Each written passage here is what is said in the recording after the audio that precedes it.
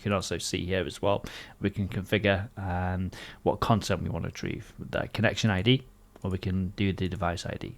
Okay, so that'll be the information that we're retrieving from Log Analytics. To enable the clipboard settings, we can go into the same policy settings, but instead we're here under device and resource redirection.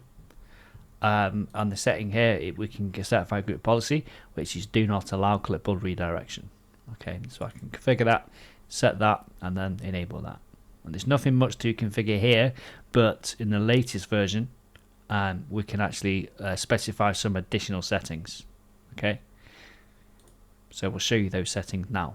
So the new settings which you can configure via clipboard redirection for the additional configuration settings are these settings here. Okay, so we can say restrict clipboard transfer from server to client, or client to server. Okay, so we can be very specific about which direction we want to enable or disable, but we can also go even further.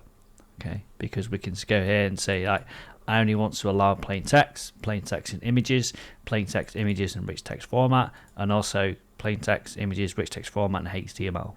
Right.